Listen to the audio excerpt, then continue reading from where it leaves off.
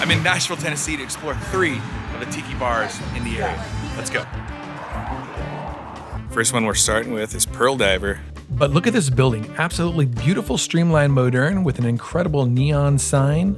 The door has vintage flourishes.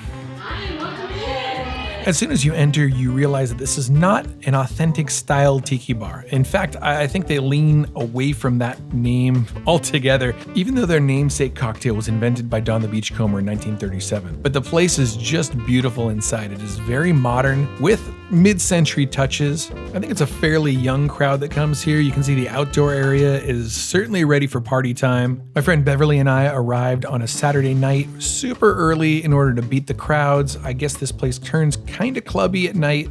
In fact, the music was already kind of dance music, but we were there just to try out the cocktails. Look at this menu. Everything that Pearl Diver does is really well thought out. Beautiful graphic design. They had tropical classics and then their own signature drinks. And immediately when I hear tropical classics, I go, oh, you don't want to say tiki, do you? My notion was further confirmed when Beverly asked the server, what other tiki cocktails do you have? And they go, we are not a tiki bar. But look at the size of this rum list here. So yeah, it's one of those bars. Understanding exactly where we were, we settled in with some Baywatch, ordered a Pearl Diver and a Mai Tai. Now, from what I understand, they batch their Pearl Divers and they serve them out of one of those soft serve smoothie kind of machines. And the Pearl Diver is great. It tasted great. And I don't blame them for serving it that way because it's a pain to make Pearl Divers. It was beautifully garnished. Yeah, I enjoyed it thoroughly. Now, on the other hand, let's talk about the Mai Tai. Beverly said it was good, but she also said, I don't really know what it's supposed to taste like. So I tasted it and I said, no. In the menu, the build was just like a 1944 Trader Vic's Mai Tai using a blend of Appleton rums. And it was good for a cocktail. I don't know what cocktail, but something else. It just wasn't a great Mai Tai.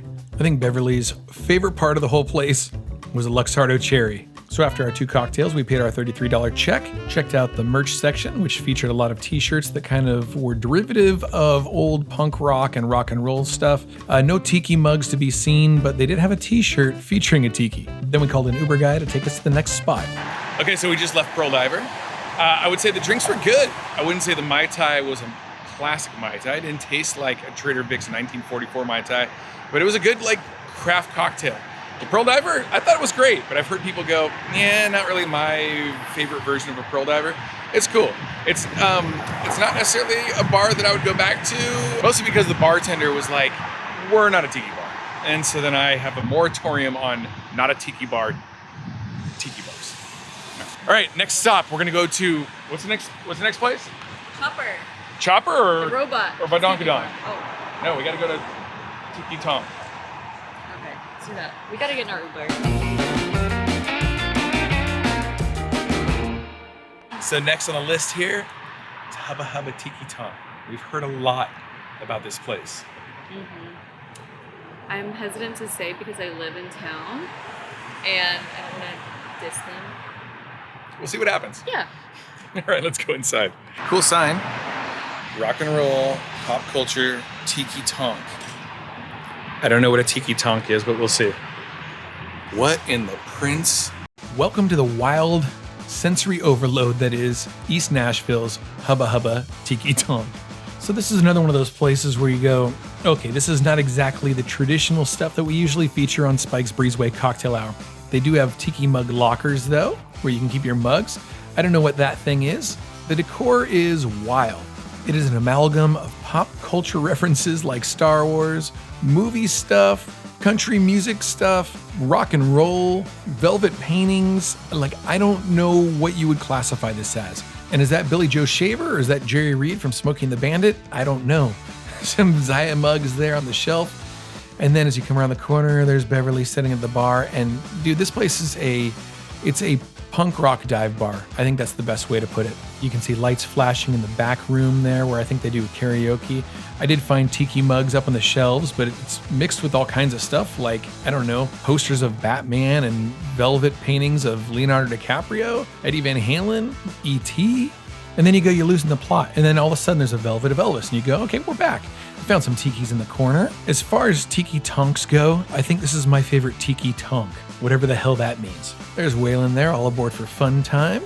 And of course, Skeleton Taylor Swift getting sniffed there by her dog Snifty.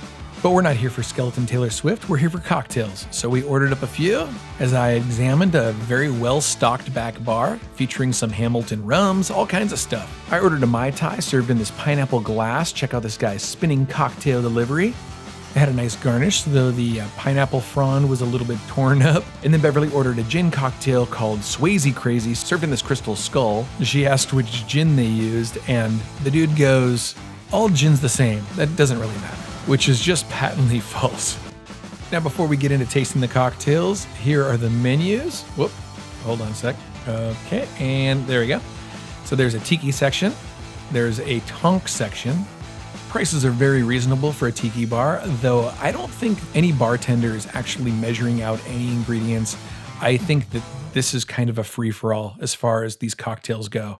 So here comes the big tasting. I wish you could hear this in real time, but the Dropkick Murphys were playing extremely loud at the moment, which I enjoyed. I think we both enjoyed. I love punk rock, and for a bar like this, yeah. So you come to a place like this, you order beers, you order a shot of whiskey, or rum. They have some great rums. You know what you're getting yourself into. You know what I mean? And Beverly's drink wasn't much better than mine. I just had to come in here real quick and show you the toilet seat, the floor. Dude, BMX Bandits. What? Stallone Cobra. Like, really a rad 80s vibe. He wants you to have his baby. What? But the real reason why I went into the bathroom was to dump that drink out. The bartender guy was so nice, and I didn't want to bum him out. So I hope he doesn't see this video. When I came back out, Beverly was hanging out with the bartender guy. Turns out that they had some friends in common. She used to work at the music venue that guy also works at. I walked around, checked out the floor, painted with parrots and lobsters and all kinds of stuff. Kind of took the place in. I like the place. I really do. I wouldn't call it a tiki bar, but, I have very particular standards with a tiki bar. I mean, you guys know that. All right. So I would say that Chopper was fun. So I would say that Hubba Tiki Tonk was fun. Yeah, I really liked our bartender Pablo. Yeah, rad guy. If you go there, order a beer. Yeah, probably. It wasn't traditional tiki, and they're not trying to be. Dude, it's like a rock and roll punk rock bar, and it's like rad. It was the decor is cool. And the music was good. I especially like the Taylor Swift skeleton. Oh, I didn't see that. But yeah, I actually really had a good time. I'm pleasantly surprised. Yeah, I'd go back. All right. Next stop. Chopper Robot Tiki. Robot Tiki Bar. And if you know me, you know how traditional I like my tiki. So we'll see how this goes. You're in for a surprise. We've arrived at Chopper, the Robot Tiki Bar. I'm very curious to see what this place is all about. All right, let's go.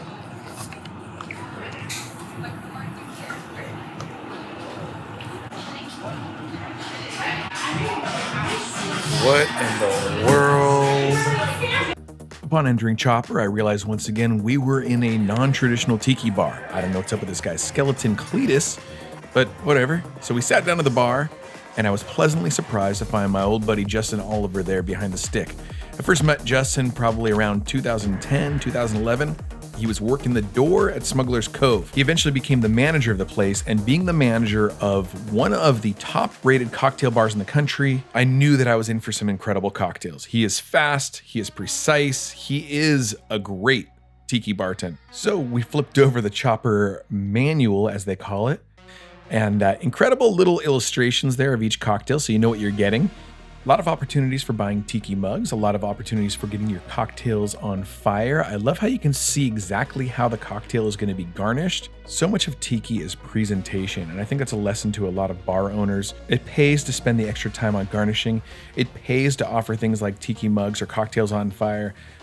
Put your higher margin cocktails in things that cause a scene, like mugs or cocktails on fire. People will order them simply because of the spectacle. See, just as I am a sucker for the spectacle, how are you not going to order a cocktail that is like bursting into flames? Or in a little robot dude. So after I extinguished my robo-zombie and Beverly had her chopper Mai Tai in hand, we gave them the taste.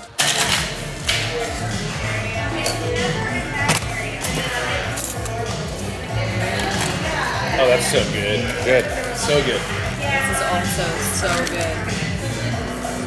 Now, as for the bar, as opposed to a traditional tiki bar where it's claustrophobic and filled with all kinds of decor, Chopper is expansive, it's sparsely decorated, it's all on brand for what it is. It kind of feels more Futurama than Jetsons. One of the things that I did love is this tiki mug case featuring a lot of super vintage, super valuable mugs. It reads kind of like a cryogenic freezer, preserving these treasures from the past. And look who we found in that case. If you aren't familiar with this mug, you might want to go back a couple of episodes and visit one of the best home tiki bars in the country. There's also this giant robot that is seemingly pinned to the ceiling with a quite unfortunate or maybe intentional pole running right up its, yeah. So after enjoying our 2 cocktails, we put Justin back to work and got 1 cocktail for the 2 of us. This is the Swamp Angel, one of his creations, and a tribute to our buddy and Tiki Farm artist, Big Toe. Should we try it?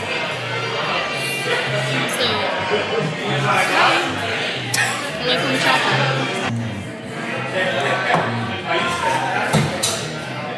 It's good. It's like a rum barrel, but a grassy rum barrel. Chopper does such a great job with things like garnishing. I love the little robot swizzle sticks. This place is really great. I even like the robot masks on the walls. It seems like everything they do at Chopper is just right. Even the little Yoda dude, it's fine. It's a robot bar. By this time, we were certainly feeling the cocktails, and Beverly's making the robots kiss. Things were turning into a mess. So they don't serve food inside Chopper, but they do have one of the most incredible Mexican food trucks outside. We had some great Mexican food, and that was that. What do you think of Chopper? Justin was a really good bartender. Drinks were really good. Food truck was really good out front. Yeah. What do you think? For a robot bar, it's one of the best tiki bars I've ever been to. Yeah.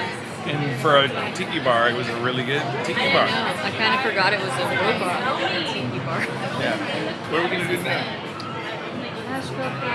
Oh, we're going to go watch country music now. Aloha. Yeehaw.